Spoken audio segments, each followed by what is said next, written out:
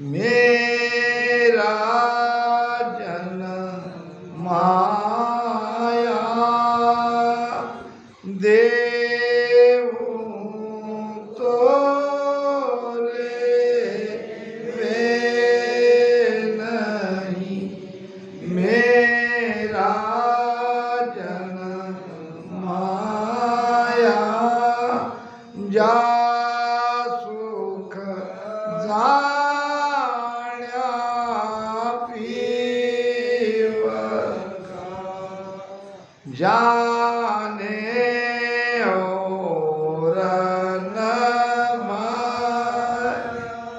ओ तेरे क्या न्याय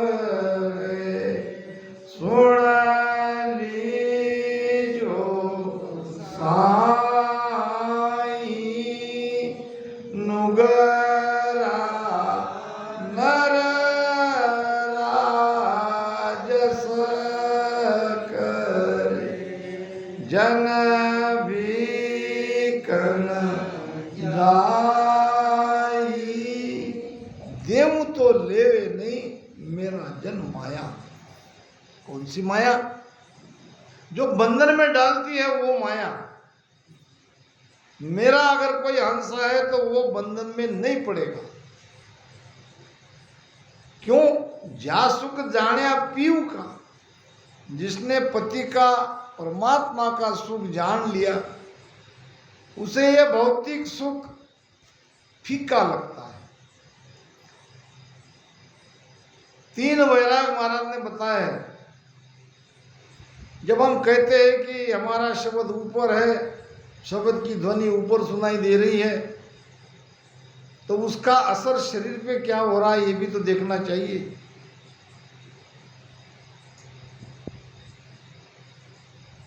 वैराग ज्ञान सुनो, महाराज कहते हैं तीन वैराग बताए हैं, तीमर वैराग, मद वैराग और ज्ञान वैराग। तीमर सुन वैराग प्रेम साहिब सुभारी, शिवरण पुण्य विचार शुभ कर्मासु यारी। तीव्र वैराग, तीव्रता से आता है, तीव्रता से चला जाता है, वो हद का वैराग है। तीमर सुन वैराग प्रेम साहेब सुभारी, शिवरण पुण्य विचार शुभ कर्मासु यारी। जाका ए फल फूल जन्म अगले नर पावे। अगला जन्म कब मिलेगा? फल फूल के अंग में 84 लाख योनि मिलने के बाद, 43,20,000 साल के बाद जाका ये फल फूल जन्म अगले नर पावे। सुजस होए संसार स्वर्ग को पूज्य कहा। वो स्वर्ग में पूजनीय होता है, उसका संसार अच्छा चलता है, मगर मोक्ष नहीं होगा। सुख राम ज्ञान वैराग बिन मोक न पावे कोई, तीमर मद वैराग रे सब हद बेहद का। मद सुन वो गैराग, मद सुन वो बैराग घेर पाचू घटलावे। 5 विषय को, 5 इंद्रिया को काबू में कर लेता है, घेर लेता है। सकल धर्म को चाड़ एक पर नेचो आवे। सारे धर्म को छोड़ देता है, बस ये एक ही काम करता है, इंद्रिया को बस में कर लेता है। जाका ये फल फूल जन्म अगले नर पावे। रोम रोम निरंकार उलट ब्रह्मांड समावे। रोम रोम में निरंकार की ध्वनि भी प्रकट होगी, उलट के जाके ब्रह्मांड में भी समा जाएगा, मगर मोक्ष में नहीं जाएगा, क्योंकि वो नियंचर नहीं आया, वो कुदरत कला नहीं आई। ये बेहद का है वैराग। अब ज्ञान वैराग ये है कि जब ये 10वें द्वार के बाहर हम निकल जाते हैं तो तब ज्ञान हो जाता है कि ये संसार फीका है। अभी हम सुनते हैं, क्या सुनते हैं कि ये जगत झूठा है, मगर अभी मानते नहीं है। मानेंगे कब? जब ध्यान में वो स्थिति आ जाएगी तब मानेंगे जगत झूठा है। अभी तो केवल सुन रहे हैं। शब्द की स्थिति जब 10वें द्वार के बाहर है तो उसके अंदर वो ज्ञान वैराग आ ही जाता है। संसार फीका लगता है, संसार में है क्या नहीं क्या, ऐसी स्थिति उसकी हो जाती है। वैराग ज्ञान यूं जान पिंड ब्रह्मांड से न्यारा, सासा का नहीं काम जीव का कहाँ विचारा। सुनत, अब चाहिए शब्द वहां सूरत, मगर हम वाणी को नहीं बदला सकते। सूरत मस्त हो जाए, वहां सुरती मस्त होती है। और ब्रह्म का आपा हम छोड़ देते हैं, मैं ब्रह्म हूं या मैं कोई और हूं, यानी हमारा अस्तित्व मिट जाता है, हम पूरी तरह से मर जाते हैं। सूरत मस्त हो जाए ब्रह्म आपो छिटकावे, शुभ अशुभ दोय बात निकट नेड़ी नहीं आ। ये है मोक्ष के लक्षण, ज्ञान वैराग के लक्षण। ये ज्ञान वैराग हमारे अंदर आना चाहिए। वही 10वें द्वार से बाहर निकलने की बात, थोड़ा सा इनको और समझ लो कि 10वें द्वार यानी इस पूरा शरीर 10वें द्वार के अंदर है। 10वां द्वार पूरा ये शरीर में व्याप्त है तो उसका पॉइंट ये, मगर ये पिंजड़ा जो है, कबीर साहब कहते हैं ना, मन मंदिर दिल द्वार का काया काशी जान, और 10 द्वारे का पिंजड़ा तामे पंची पिछाण। अब ये पिंजड़ा है और इसमें आत्मा रूपी पंची बैठा है, और ये पिंजड़े से उसको निकालना है। 10वें द्वार के बाहर जाना है, पिंजड़े से निकालना ही है ना। तो अब ये पिंजड़े को जरा समझो, इसमें क्या क्या है। 5 तत्व है, 3 गुण है, मन बुद्धि चित्त अहंकार है, 5 ज्ञानेंद्रिया, 5 कर्मेंद्रिया है, 25 प्रकृतियां है, ये सब है ना इसमें। अब ये इन सबके साथ हमारी आत्मा ये पिंजड़े में फंसी है, बंद है। अब ध्यान करता क्या है, सदगुरु करते क्या है? सदगुरु देते हमें राम शब्द रटन करने के लिए, और वो शब्द हमारे भीतर जगा देते हैं, उनकी कृपा से ही जगता है। जैसे ही शब्द के साथ हमारी यात्रा शुरू होती है, वैसे वैसे ये पिंजड़ा खाली होते जाता है। यहां मेरू पे आते ही माया सदृश सारे शब्द पीछे रह जाते हैं, आगे रंकार चलता है। खाली हो रहा है कि नहीं पिंजड़ा? ध्यान से मेरी बात को सुनो। फिर जब त्रिकुटी में आते हैं, त्रिकुटी से पार करने पर 3 गुणों से हमारा संबंध खत्म हो जाता है। 3 गुण चले गए, पिंजड़े में से 3 गुण निकल गए। जैसे जैसे ध्यान की यात्रा आगे बढ़ती है, मन बुद्धि चित्त अहंकार से हमारे चले जाते हैं, पिंजड़ा खाली हो गया। और फिर ये 5 विषय 25 प्रकृतियां, जब मन ही नहीं तो ये कहाँ रहेगी? आखिर में बचता है अहंकार। महाराज ने 3 मुक्ति बताई है। एक मुक्ति है शरीर की, एक मुक्ति है मन की, एक मुक्ति है जीव की। शरीर की मुक्ति होती है प्राण निकलने के बाद, मन की मुक्ति है त्रिकुटी में ध्यान जाने के बाद, और जीव की मुक्ति है अहंकार खत्म होने के बाद। मैं पना खत्म हो जाना, यानी पूरी तरह से ये जीव मिट जाता है, मर जाता है। तो ये तो वैसे भी ये पिंजरा है, इसमें ये सारी चीजें नहीं रहे तो बचता कौन है? बचती हमारी आत्मा। सब तरह से हम शून्य हो जाते हैं। शून्य ही शून्य, शून्य में साहिब जहाँ हरिजन का वासा, और वो है 10वें द्वार के बाहर निकलना।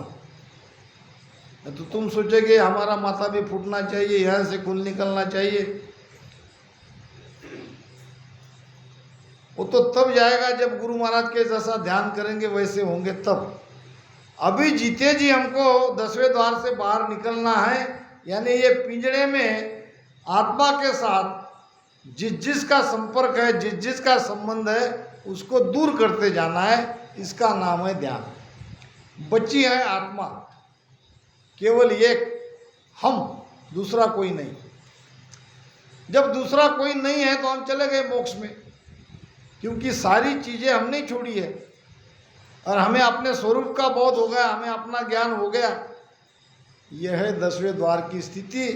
अब धुन ऊपर चल रही है, मन वैसा का वैसा है, संसार से प्रेम वैसा का वैसा है, न लोभ गया, न स्वार्थ गया, न मोह गया, न सुख दुख से अलग हुए, न मन मरा। ये काय का मोक्ष? ये तो बंधन में है। तो ये बंधन में डालने वाली चीज है, वो हमारे अभी साथ है। ध्यान से इस बात को समझना। अगर पश्चिम मार्ग का ध्यान है, आपकी सुखमणा नाड़ी जगी है, तो ये सारी चीजें होगी। एक एक करते ये सारी छूटती चली जाएगी। फिर आखिर में वही बात होगी कि मैं मेरा सुमिरन करूं, मैं मोह को गाऊं, रमता बिन सुख राम कहे, कोई और नहीं ध्याऊं। किसका सुमिरन कर रहे? मैं मेरा सुमिरन करूं। आप आपका सुमिरन कर रहे हो, मैं मेरा सुमिरन कर रहा हूं। तुम तुम्हारी आत्मा को पहचान रहे हो, मैं मेरी आत्मा को पहचान रहा हूं। ईसो अद्भुत लकायो मोय मही मैं राम दुजो नहीं कोई। जिसको ढूंढने जा रहे थे वो तो पहले ही मिला हुआ है। फिर भजन क्यों, सत्संग क्यों, क्यों कमलों का छेदन कर रहे? बीच में जो दीवार है उसको हटाने के लिए ध्यान रखना मेरी बात को। परमात्मा पाना नहीं है, परमात्मा मिला हुआ है, मगर बीच में ये पर्दा आया है, भरम का, कर्म का, मैं का। ये थारी मारी सब पर्दे ही तो है। और भजन से ये पर्दे खुलते जाते हैं। भजन का अर्थ ही यही है कि आत्मा के हमारे बीच में जो दीवार है, वो दीवार को हटाना। एक परते खुलती जाती है। हम जहाँ बैठे हैं वहाँ नीचे पानी है, मगर दिख नहीं रहा। अगर कोई बोरिंग करे या मट्टी को हटाए, एक परते परते खुलती खुलती जाएगी और नीचे शुद्ध जल मिलेगा। वैसे ही हमारे और आत्मा के बीच में ये भरम के परते हैं और ध्यान से खुलते हैं। तो महाराज कहते हैं, अमरापुर से मैं चल आऊं और तुम कारण मद ब्रह्म पठाया। मोकुल को ज्ञान कर सोई, उठ बैठ क्या मेरी होई। बोली सबे बात सब ठाणो, करणारत सुमोय पिछाणो। विषय हमारा चल रहा था, देव तो लेवे नहीं मेरा जन माया, जा सुख जाण्या पीव का जाने औरन भाया। महाराज चाहते तो जगत को मालामाल नहीं कर सकते थे, कर सकते थे। जग को माया राज दूं तो सब ही मुझ माने। जग को माया राज दूं, जग को नहीं जन को चाहिए, तो मुझ सब ही माने। नरक कुंड खाली रवे, जग में पुण जामे। ओ तेरा क्या न्याव है, सुन लीजो साई। नुगरा नर राजस करे, जन भी कर जाई। अगर राम राम करने वाले को माया मिलने लग जाती तो हमको सत्संग लेने की, ज्ञान सुनाने की आवश्यकता नहीं पड़ती। वही लोग ढूंढते ढूंढते आ जाते हैं, कहाँ है तुम्हारे महाराज, मुझे राम से नहीं बनना है, कहाँ है तुम्हारे महाराज। माया है, और माया बड़ी बलाय है, माया कोई छोटी मोटी नहीं है। जन को माया राज तू तो सब ही मुझ माने, यानी मेरी भक्ति करे सब मुझे मानने वाले थे। अगर ऐसा हो जाता तो 3 लोक की मर्यादा टूट जाती। 3 लोक की रचना जब हुई है तो उसमें ये मर्यादा बांधी है कि जो जैसा कर्म करेगा उसको वैसी सजा मिलेगी। 3 लोक खाली हो जाएगा, तो 3 लोक में तो परमात्मा ने बनाया है। एक तरह से परमात्मा की मर्यादा भी टूटनी नहीं चाहिए, वहां भी कुछ चाहिए। तो ज्ञान से जीव को भक्ति में लाना बड़ा कठिन है। या तो वो डर के मारे आएगा, या कुछ लोभ लालच के वश आएगा। बहुत कम अंश है जो समझ के इस भक्ति की धारा में आए हैं। ये बात अलग है, कोई कैसे भी यहाँ क्यों ना आ जाए, धीरे धीरे ज्ञान उसके समझ में आ ही जाता है, फिर छोड़ता नहीं है। माया भगति एकटी भेड़ी नहीं रेवे।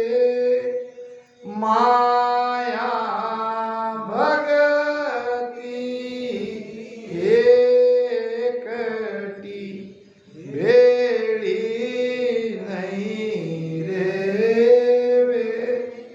इण कारण सुख राम के, जन को दुख देवे। माया और भक्ति दोनों भेड़ी नहीं रहती, भेड़ी नाम इकट्ठी। और इसलिए बाहर बाहर हमारा भगत दुखी दिखता है, मगर अंदर में बहुत सुखी रहता है। एक व्यक्ति रात में सो गया, उसे आया सपना। अब सपने में आया भगवान, कहने लगा बेटा बोल तुझे क्या दूं, माया चाहिए कि भक्ति।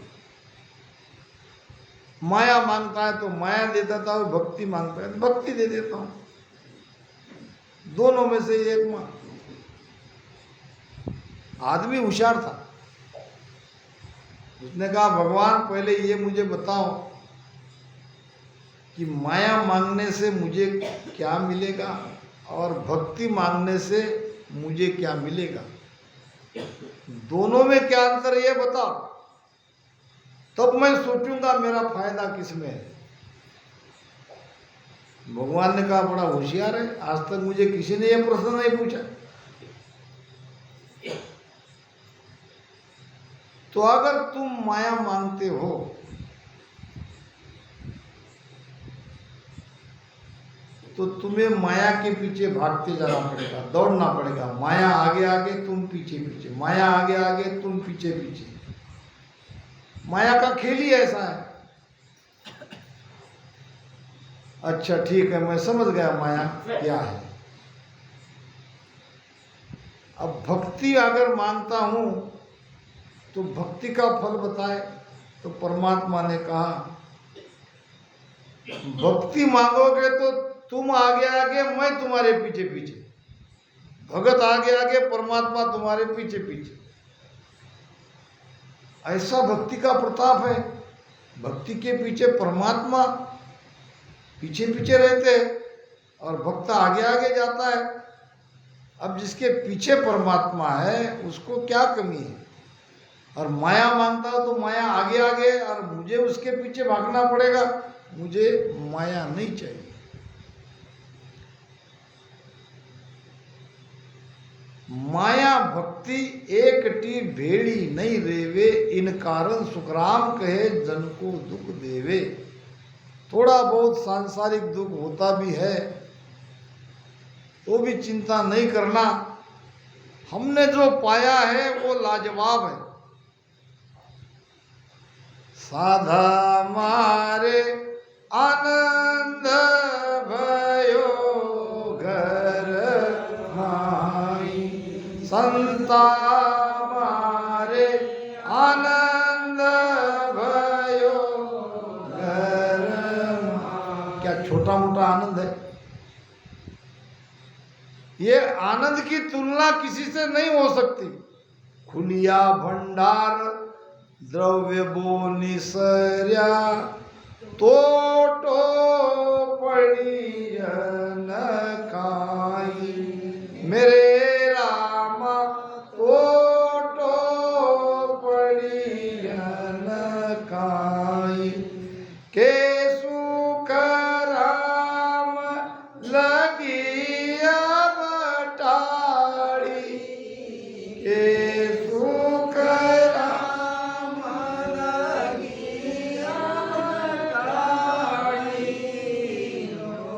मरो मजस गावे, साधा मारे आनंद भयो घर माई, संता मारे आनंद भयो घर माई। देखो कितना आनंद आता है। आज भी सत्संग का आनंद ज्यों के त्यों है। लोग कितने आते हैं, विषय कौन सा निकलता है, ये बात गौण है, मगर सत्संग का अपना एक आनंद अलग है, भजन का आनंद अलग है। और जब हम हरजस गाते हैं, सुनते हैं राग में, उसका भी आनंद अलग है। सत्संग हमेशा नूतन रहती है, नवी रहती है। जैसे नए वस्त्र हम पहनते हैं, पहले दिन कितना अच्छा लगता है जब उसको धुलाई नहीं होती है। धीरे धीरे फिर वो पुराना होने लगता है। सारी चीज़ें पुरानी होती जाएगी, सत्संग कभी पुरानी नहीं होती। सत्संग हमेशा नई रहती है। इसीलिए कहते हैं कि सत्संग में जाके सुधरा नहीं, ताका बड़ा अभाव।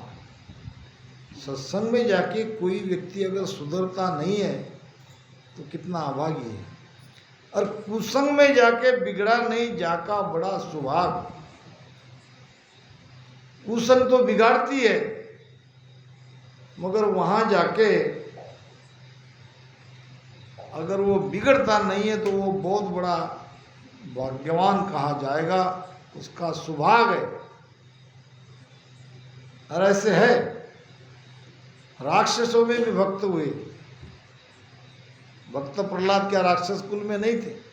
राजा बलि राक्षस कुल में नहीं थे? तो ऐसे कोई भाग्यवान जीव रहते हैं तो महाराज फरमाते हैं, मोकू लखो ज्ञान कर सोई। मुझे लखना है, मेरे भेद को समझना है, तो आपको ज्ञान सुनना पड़ेगा, समझना पड़ेगा, नहीं तो मुझे आप पहचान नहीं सकते। महाराज को न किसी ने देखा, न किसे पता है कि महाराज कैसे थे। ऐसे ज्ञान से हम थोड़ा उनका अंदाजा लगा सकते हैं, महाराज कैसे होने चाहिए। अंदाजा, सफेद वस्त्र में चुटिया रखने वाले ब्राह्मण वेश में महाराज होने चाहिए। महाराज भेदधारी नहीं थे, और महाराज की दाढ़ी भी होनी चाहिए। उन्होंने ज्ञान जो वाणी में दिया है उसके हिसाब से, क्योंकि जब सिवनी में आए, राजा चंदूलाल ने महाराज को आमंत्रित किया अपने महल में, तब देखा कि ये तो कई संत है नहीं, ये तो संत दिखते नहीं। इसका मतलब वो ब्राह्मण वेश में थे, सफ़ेद वस्त्र में होने चाहिए। दाढ़ी इसलिए बड़ी होनी चाहिए कि एक विषय में आता है कि ये दाढ़ी मुझ परमात्मा ने दी है। तो इस पर से महाराज कैसे होने चाहिए ये समझ में आता है।